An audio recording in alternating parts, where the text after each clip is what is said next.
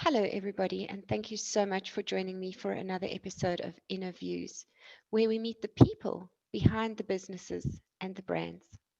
And today I am super excited to be speaking to Denise and Neil Glezer Jones, who have a very unique business and a very successful one. So I'm very excited to hand over. Denise, please will you tell us more about your business and how you started it? Thanks, Melanie. I just wanted to also do a quick thank you to you for giving us this amazing opportunity. So basically what we do at Caring Candies is we manufacture candy and chocolate, but without any nasty stuff. So no sugar, no artificial sweeteners, colorants, flavorants, preservatives, none of that stuff. We use all natural substitutes for our ingredients. And oh gosh, how we started. Okay, so sorry, I'm nervous. So we started 17 years ago. Neil at the time was an accountant. I was a web designer. We had no knowledge of manufacturing, no knowledge of candy production, none of that. And I was put on a really restrictive eating plan by my homeopath. And amongst other things, it restricted sugar, dairy, gluten. And at the time, there was nothing that I could eat that made me feel like I was having a guilt-free treat and that didn't affect me negatively. Everything that I had was packed with artificial sweeteners or colorants, and I got hideous headaches. And I just didn't feel well about it. I didn't feel well when I was on this eating plan, and I was supposed to be feeling amazing. So we started investigating, what are we putting in our bodies? How is what we're putting in our bodies affecting our health? And we started really doing research into it. And we started looking at what was available in the market, and we saw a massive, massive need for healthy, sugar-free, gluten-free products that were not filled with all the artificial stuff. And of course, because there was nothing available, we started looking at what would be involved with making something like that available. So that was what started it, and that was 17 years ago. At the time, Neil developed the recipe in consultation with several health food business owners, and we spoke with dietitians, we spoke with specialists that work with diabetics, we learned about the glycemic index of foods, and we started getting some flavors manufactured for us that would be not just tasty but functional as well. So we had a great idea. We thought, well, what if we could make a product that wasn't just healthy and delicious, but it actually was good for you? So we started looking at really unique flavors like ginger, which is very useful for constipation, digestion, nausea, travel sickness. There was lavender, which is good for high blood pressure, the licorice, which is good for low blood pressure. And he developed some flavors together with some flavor houses, and then we found a contract manufacturer which approached with our concept. But we said to them, these are the ingredients we want you to use, and we supplied the ingredients, and we also supplied them with the recipe. And we worked with them for what now? You can jump in 3 or 4 years, but then we outgrew them. Okay. They couldn't keep up with what we wanted to do, so we realized it was time that we started, because he was a sugar manufacturer, doing sugar-free on the side first, and then the sugar industry was more important to him, so we couldn't get the time we needed, so we decided it's time that we do it ourselves. We needed to manufacture. It wasn't something Neil and I ever wanted to do. We never ever saw ourselves as owning a factory, doing production, manufacturing. Never in a million years did we foresee that would be our future. It was a typical situation. If you want something done right, do it yourself. They I, need to take over, and we've expanded and expanded and expanded. And what started off with just candy, now we're doing candy and chocolate. Everybody's nagging us for gummy sweets, and that would be another whole facility altogether. But yeah, so we worked with a contract manufacturer for the first couple of years until we started doing it on our own. That was that was a big step yes. for us to acknowledge, okay, this is something we need to do and commit to it. Because in the food manufacturing industry, there's so many regulations that you have to comply with and abide with. And there's auditing that happens. And it's a huge thing for somebody to commit to all those procedures and policies and regulations that you're actually going to follow them. And you're going to follow them correctly, and you're going to do it the right way. So that really was a big step for us. I can imagine that as a contract packaging facility, if your speciality was working with sugar, didn't the guy have to clean out all his equipment before he could make your stuff so that there wouldn't be any crossover?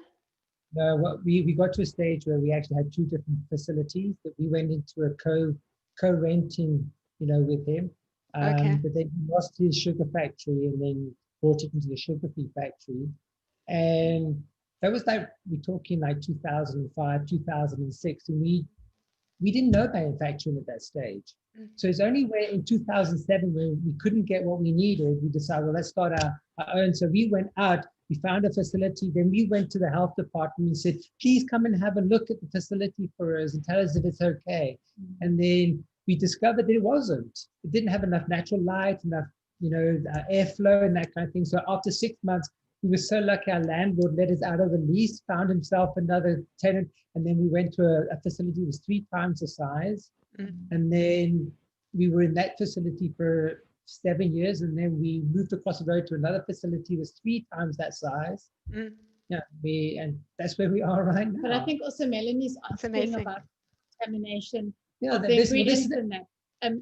The manufacturer that we used was, he's also HACCP approved and also had all those allergen control procedures in place and deep cleaning that would happen between batches if there was shared equipment. But we actually had our own set of equipment as well. So there was no worry about cross-contamination between the sugar ingredients, and all of our ingredients were kept separately. Our packaging was kept separately. It was all done, above board, which was very it was very comforting. You walked into his facility and you can see immediately, gosh, this guy, he's doing it the right way. So we had absolute every confidence in him, and that wasn't a concern for us at all. That's never actually been a concern. We've always, and like Neil said, that we got the health inspector to come and look at the first facility that we ourselves were going to take over. We didn't know what the rules were because we'd never had our own facility. The contract manufacturer, he had all the HACCP in place. We didn't know anything about HACCP. So we had to learn very, very quickly. And we've been very blessed because the health department have worked very closely with us to help us get food safety recognized, food safety approved. Your premises itself has to be certified as acceptable to manufacture food. So we've got a great relationship with the department. They trust that we'll do what they tell us needs to be done. So that was always been very nice. We rather work with the departments and do it properly, the right way. I mean, when we left the smaller factory, we actually, when we went to view the other factories, we asked the health come and have a look. Yes. This as well.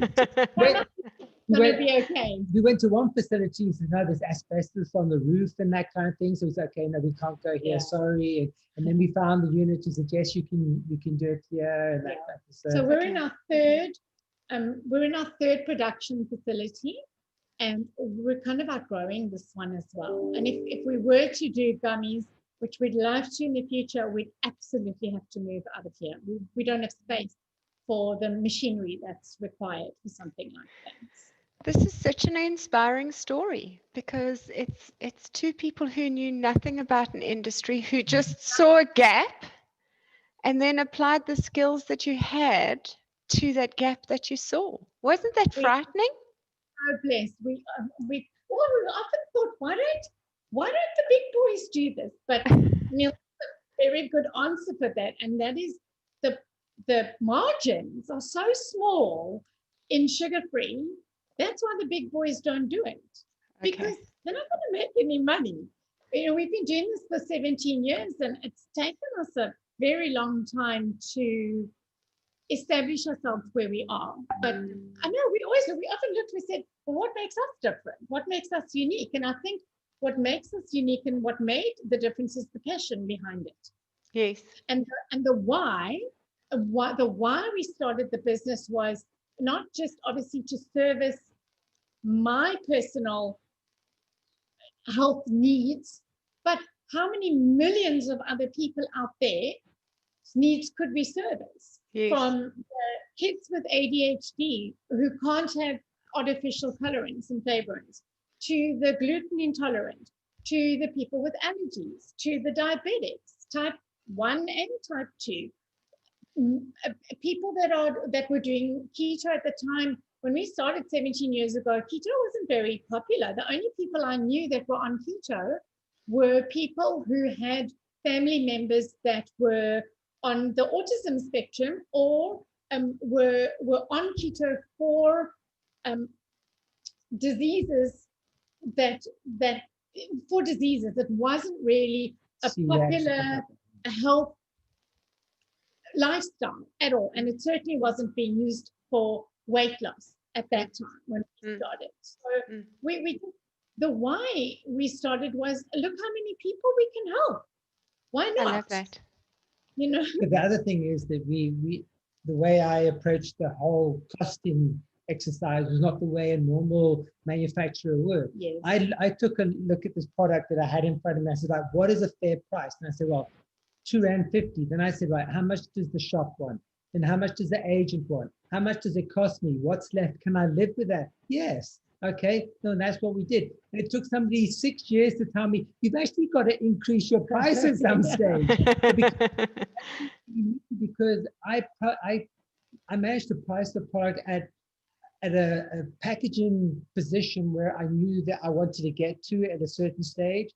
So, and as you sell more and more, you get those economies of scale. So instead of like saying, right, every year I want my 5-6% increase, I just reduced my cost. Still managed with the same profit margin. So, yeah, so the actual real, when I remember looking back at my spreadsheet of like how much money we wanted to make in a month, and it was all about, our daughter was about to be born. In fact, she was born the day after I introduced the suite. Yeah, the first sale. The idea was that Denise could earn 5,000 Rand a month and never have to go back to work again. I'm a lot more expensive these days. For the hair and the nails. It's wonderful to hear that he's given you a raise. So, Neil, I know that a lot of entrepreneurs out there really struggle with their product pricing. What advice can you give to entrepreneurs who are struggling with their product pricing? If everything, the cost is broken down into components. How much does it cost me in ingredients? What's my labor? What's my packaging? And then you have those rather unknown figures like the things that we had to learn, the terms for the terms and rebates retail. and all that kind of stuff. But I think at the end of the day, they're not your primary market to start with. Your primary market is the individual. So it's a lot easier to say, right, if everything costs you 9 Rand and you have fixed costs, things like your rent and that kind of thing, then you work out, everybody knows how to, or if you don't know, work out a break-even analysis. And the nice thing about break-even analysis, it works backwards and forwards. And you can play around with it. How much do I need? What's my product, my profit? That kind of thing. So I take things very simply. I don't try to get complicated. Like, this is how much my isomalt is. This is how much my color is. This is how much citric acid costs. This is how much my packaging costs. I add them all up, and that's how much the product costs. And you should then need to decide, right, that is the price. You can never, ever, ever sell for less than. And so that means get better with economies of scale. And that is the price that if somebody comes to your door and takes it from you, that's the least price you must ever sell it for.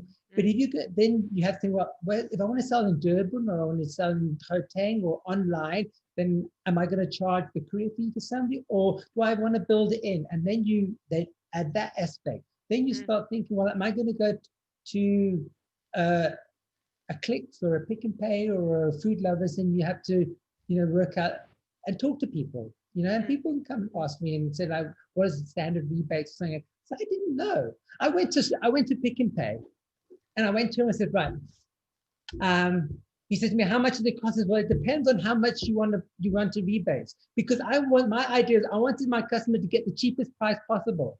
So then he turns around and says, no, it doesn't work like that. You must just say, I want 16 Rand profit or whatever, and then you work it out like that. But I was trying to work it from a situation where I'd say, right, if you want 15%, then I can do this, and I can give it you that price, and I can still get a little bit of profit on that side. But he was saying that, no, you must make profit. Don't worry about the price to the customer. Worry about your profit. And so no, you can't. That didn't work. I didn't understand that concept. Yes. Because at the end of the day, there's always this, especially like with packaging, you've got to juggle. Do you go very often, like, the really beautiful stuff is cheaper than the cheap stuff, because you add 2 labels on a chocolate bar and a packet, and it can add up to, let's say, 50 cents. Right. You go and you spend a lot of money, you get 250 kilograms, which is like 2 years worth of stock, and it costs 8 cents. Yes. Packaging. For the packaging. So the more beautiful sometimes is cheaper than the homemade look. Yes. And that's why as I said in the beginning, that's how I costed it, for eventually one day I'm going to have the beautiful look. Okay. But it doesn't have to be complicated. Just if you add up all your costs and then you work out, if you've got 1 rand left over and you say, right, my rent is 20,000, then you need to sell 20,000 in a month to make your rent. Very simple. And you say, well, I can't sell 20,000, I can only sell 10,000. That means you need 2 rand profit. And you might want a bit of a salary as well at some stage, but generally most entrepreneurs, they just put everything back, and to the point where you have to think to yourself, I have to pay myself for doing this, because everybody, if I went to work for somebody else, they would have to pay me. I'm not going to do it for free just because it's yourself. And think of it this way, you might be an entrepreneur, but you're still an employee. Yes. And employees have to be paid. Yes. Absolutely. So, even though I say that, I always pay everybody before myself. Do that. And I think right at the beginning, our criteria were that the product had to be delicious, it had to be healthy, and it had to be affordable, because at that time we were mostly aiming at the diabetics. And from what we knew, our limited knowledge, most diabetics are the older generation. We didn't really know that type 1 diabetics, little kids can be, we didn't know really anything about it at that point. So those criteria were so important to us, and they still are. It makes Neil so aggravated when we see a retailer overcharging, because he feels personally the customer's going to look at this and think, gosh, Caring Candies are expensive. I'm not going to look and say the shop is expensive. They're not. And that really aggravates him when they are greedy retailers. Because then it goes against the whole reason for why we're in this, to give our criteria. And he's actually been known to go and fully stock out of a shop that they've been too expensive, and we've tried to say to them, listen, you guys are too expensive. And he's actually, in the past, he's actually gone and taken his stock out the shop. Well, in a way, that's exploiting you also, because you guys are taking reasonable margins, and then the store is exploiting. And we take all the risk. Yes. So, and the, yeah. I wouldn't It's want just, to. I like it. I wouldn't want to deal with people who treated me that way either. That's very interesting insight. Now, I'm very interested because you guys are a couple and have been working together for a very, very long time. I've got an answer. I know Go. the answer. No one actually works. The fact is that we have two different skill sets. Okay. I'm the introvert or the kind of ambivert, so I like to work with the figures and that kind of thing. And Denise is the extrovert. She likes working with the people. Yes. So we have the marketing department and we have the nuts and bolts department. Yes. Obviously, sometimes marketing and accounting don't get on very well. Not at all. My dears, where's the money coming from? But we have processes in place. She understands now that a person like me, you need to come with the market, the data, how many you're going to do, what it's going to cost, and that kind of thing. And I'll say, okay, well, not now, maybe in a couple of months, or yeah, that sounds like a good idea. Or like, right, let's do it right now. But right. So we've been married for 25 years, and we've been working together for 17. Okay. And I would say, I think it's taken us probably about 15 years to figure out how to work with each other rather than against each other. Because like Neil says, I'm the creative, I've got the creative energy. That's my profile. He's more the analyst, the details, the financial side of things. So often I'll come to him and say, oh, let's do this or let's do that and let's run this. And he'll be like, show me the money. Where's the money coming from? But it took us about 2 years to, first of all, to understand one another's profiles. And we did a profile test. And also for me to learn how to approach him more than, I kind of had to do all the learning, I think, here, because I had to learn, I had to go to him to ask him for the permission to spend the money. But I had to learn that before he'll even listen to me, he wants the full presentation. I need to say, oh, let's do this. This is how much it's going to cost. This is when I think we should launch it. This is who I think needs to be involved, blah, blah, blah, blah, blah, blah, blah. And only then when I give it to him that he can actually look at the data, then he can come to a decision. Otherwise, he'll say, but where's this? But who's this? So I need to go to him with almost like a presentation, not a PowerPoint thing or anything, but I need to have done my homework because I can be damn sure he's going to ask me all the hard questions. So we've learned how to work together. And also, we've actually done the profiling test on our entire management team. We're a small company. It's basically Bill, myself, we've got a quality control lady, and we've got a production manufacturer, manager, and then we've got our production staff, our food handlers, and then we have an orders controller. So we're a very close-knit team. But those main people that I mentioned, the quality controller, the production manager, we all have to work together. And we have to work as a team. And every one of us has a different way of working. And so we've managed to identify through profiling tools the best way to communicate with one another. Yes. And also not to try and give the production manager, not to give him tasks that don't suit his profile. So he's really mechanically minded, for example, but he could really be sucky at admin. So we've actually, over the last 2 years, learned to move tasks within the team to people that are better suited to doing that. Some people, it comes easy and naturally to, and those tasks just flow out of them. Yes. Neil loves admin. He loves analytics. He loves numbers. But that, for example, or me, I don't like that.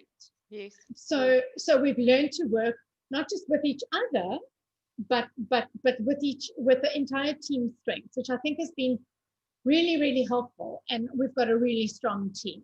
Yes. Really strong team. So that's been great. Yeah. So I haven't strangled him yet. I've wanted to. He's fired me 3 times over the 17 years. He thinks It's about it's about you can have one ship's captain. That was the problem. I was the captain of the ship, and I didn't know how to communicate properly with him. But now things are much better. Hey, yeah, he quite likes me now. Yeah. Those are such valuable insights. Thank you. I'm sure that people watching will learn a whole heap from that. I recently interviewed a lady who does brain profiling, and I can definitely agree that doing a process like that is very helpful for understanding how to communicate with people whose brains work differently to your own. Absolutely.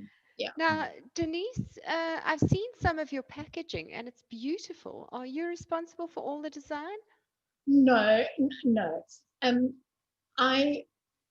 I give the concept to, we work with a designer in Durban, Okay. and I tell her basically what the idea is and what the concept is, and then she'll come back with a draft.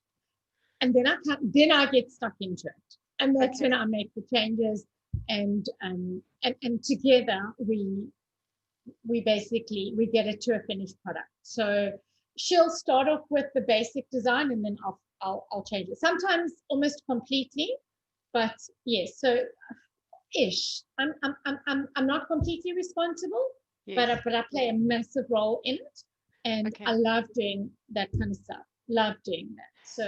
And what are the most important aspects of packaging to think about when you're designing new packaging for a new product? Well, the South African labeling regulations are so restrictive on what we are allowed and what we are not allowed to say. So here's an example. We are not allowed to tell our customer that our colorants are natural. We are not allowed to tell our customer that our sugar substitute is not artificial. We are not allowed to use the words artificial or natural together with ingredients listings.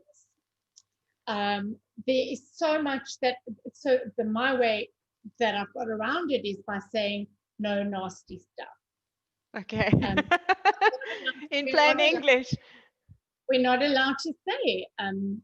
But we also do in the ingredients, instead of saying red, we say that it's from beetroot juice. Well, you have to put the source, but we can't say natural colorants and then in brackets beetroot juice. We just have to say colorants, beetroot juice. So the regulations are so restrictive in South Africa. So we really are limited, but a lot of what goes on the packaging is determined by the regulations. So the normal things like where it's manufactured, your net weight, contact details, all of that has to be on there. But we have had to get creative with getting the message across to our customer that, yes, this is safe for you because there are no allergens or there's zero net carbs, or we've had to be really creative. And I have reached out to the Department of Health, the people that created those regulations, and I said to them, I'm really stuck here. I'm not allowed to tell my customer that it's natural. What do I do? And most of the time they just shrug the shoulders. They can't really give me advice. So we have really had to be very creative with that. It does aggravate us a little bit when we see competitor products out there that are not following the rules, but we focus on what we do, and that's the only way we can work. But it's not it's not only that. Like, we at one stage we had a company that wanted us to make blue and white lollipops for them, and they wanted the artificial because they wanted it the people's tongue to go blue. It was part of branding. They wanted. So at that stage, I didn't even know where to get artificial colors from. But then I found a company, and they said, and I just need a kilogram. So there's a kilogram of powder. It's quite expensive. It's 95 Rand a kilogram. So I said, okay, that's fine, because that's cheaper than I was paying for natural. So I went there and I got the powder. So I said, well, how do I dose it? Well, this will make equivalent of 1,000 kilograms of blue color for you for 95 Rand. Wow. Now, if you compare that to our blue that we found in America, I bought 10 kilograms in the other day, and it cost me 29,000 Rand. Wow. It took us 7 years to find a natural blue that was both kosher and halal. So in other words, it wasn't from squid ink. It's vegetable based. It took us 7 years to find that. So when you Amazing. consider that one company on their packaging, they have a product which costs them 9.5 cents per color, and you look at mine and it cost me 90 Rand equivalent, it seems a little unfair. You know what I mean? It's very unfair. Wow, that's so interesting. And you know, I love color. I used to have a business selling fabric dyes, so um, I find this fascinating. Uh, and blue can be a tricky color, and Especially people. because it needed to be halal because our products are kosher and halal, and it took us 7 years to find it. Yeah. That's amazing. Now, I Found know it. you folks are exporting your products to other countries. Which countries are you exporting to? We export to Australia, to New Zealand, to Israel, to Netherlands, to the UK. And then obviously we have an online store. So people buy, I mean, we sent something up to Vietnam the other day, and we sent it up to the US. We used to be in the US from 2009 to 2012, but our agent left to go to emigrate to Germany. And we're not the kind of people we go searching for people. You know, we believe that the universe, they'll come to us at the right time. You know, so when the time is right, they'll find us, and then we'll be back in America soon. But in terms of exporting, I would say that our biggest customers are Israel and Netherlands. The UK and that it's much smaller volumes than Okay. That's So we're working on the UK. That's such an amazing story because most brands would like be clawing their way out there to get out I there. don't you think he needs a lobotomy? I know he's.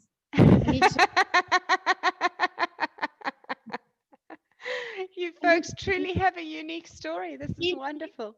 Not aggressive enough. I'm not greedy. Not aggressive enough. No.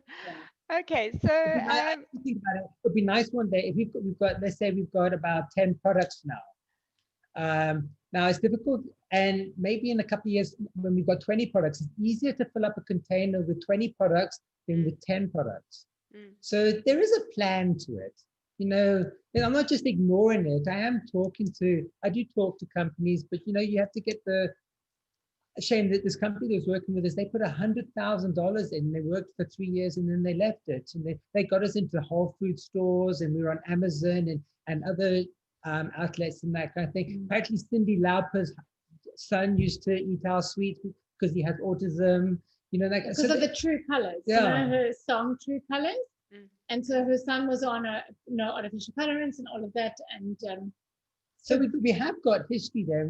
So people are still ordering from us who, you know, from those days kind of thing. But when America's a difficult country to get into, you have to have an agent there, you know, in order to do business there.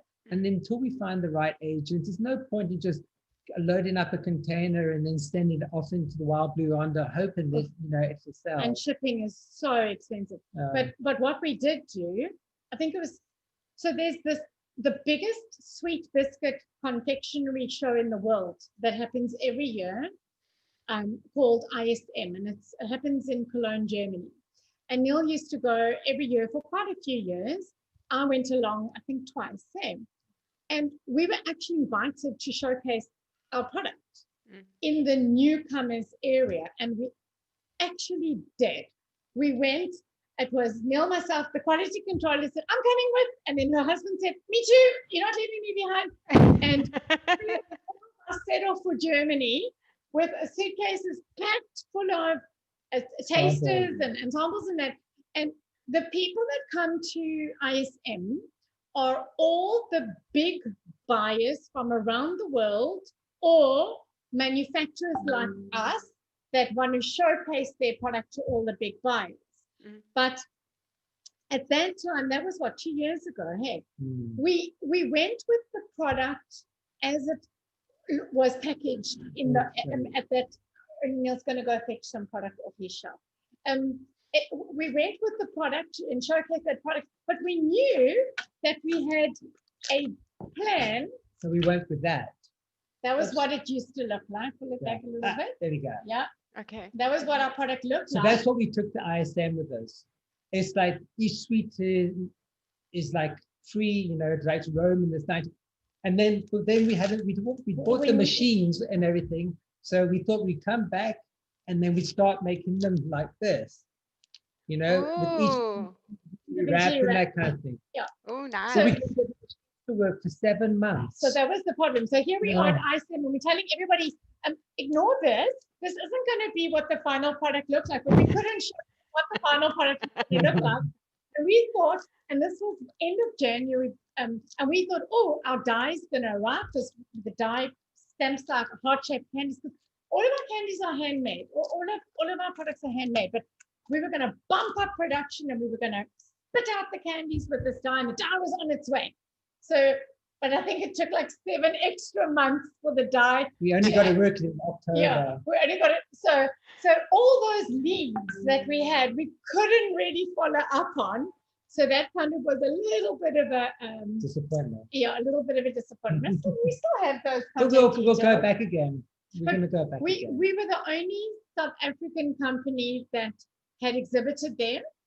And because we were in the newcomers area, we got so much foot traffic, which is amazing. And I don't know if you know what the strangest thing is, that people that we met there in Germany, you know how many buyers from South Africa we met? Wow. The 10 buyers. He said, oh, hey, how's it, guys? I'm so-and-so. Oh, we always talk via email. So they were there. The Clicks buyers were there. And you know who else was there? You know the singer Danny Kaye? Wow. So he has a sweet business as well with his partner, D and K. He's the Danny, and the K is the partner. And so they were there, and this was before we tweeted and Instagrammed and all of that, and he was still filming us saying, hey, look who's here, Caring Candies from and he tweeted it out to all of his followers. So that was an amazing experience. But so we'd love to expand the export market, but Yes. so if anyone's watching out there in the YouTuber sphere, and you know somebody who would love to get involved with distribution of healthy sweets and chocolates, contact them. I'm pretty certain you guys are going to go from strength to strength because diabetes is a global challenge.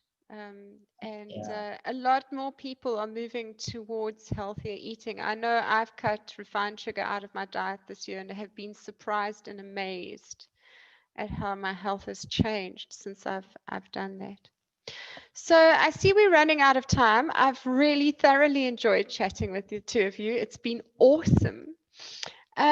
So one final question for each of you, and that is, Denise, what do you love most about what you do?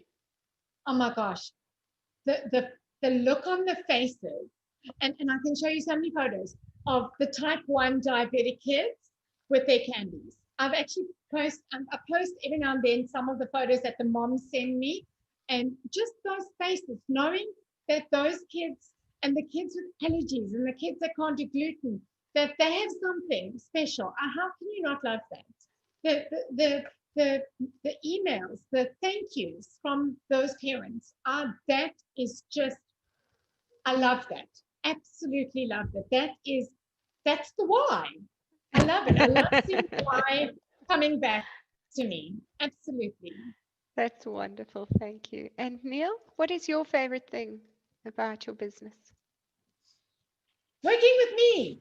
I like the freedom of being an entrepreneur, and I like the challenge. I'm a very competitive person, and the funny thing is I'm always competing against myself. You know, like if you do the Argus Cycle Tour, you know, I'm always competing against my best time. Yes, I don't care about anybody else. I just want to be the best that I can be. So that's what's important to me. And it's actually funny because I've been listening a lot lately to entrepreneurs, and like I've had 7 successful businesses and all that. And I realized I have never, and I still haven't, sat down and established my benchmark for success. I still don't consider myself a success. And it kind of sounds crazy. We managed to carry on for 17 years and grow. So what is my success? And I think the fact that I haven't actually put that barrier to success means that I'm just open and free to do as much and grow as, without limits. That's amazing. That's wonderful. Thank you so much for inspiring us today. So, if anybody out there watching wants to contact you, where can we find you online? Okay, so it's quite easy to get hold of us. We've got an online store, which is caringcandies.com. Let me quickly say something about the online store and our physical factory shop that's in Montague Gardens. Because of the customer base that we are catering to, we've included other brands that have the same, that service our target market's healthy lifestyle. So that have the same criteria and the same ethos as us. So on our online store and in our factory shop, there's the Caring Candies products, but there's also a whole range of other brands that are also low carb, gluten-free, sugar-free, no artificial. So the online store, you can shop directly. We ship internationally, so that's caringcandies.com. Our Facebook page, Caring Candies, you can contact us through that.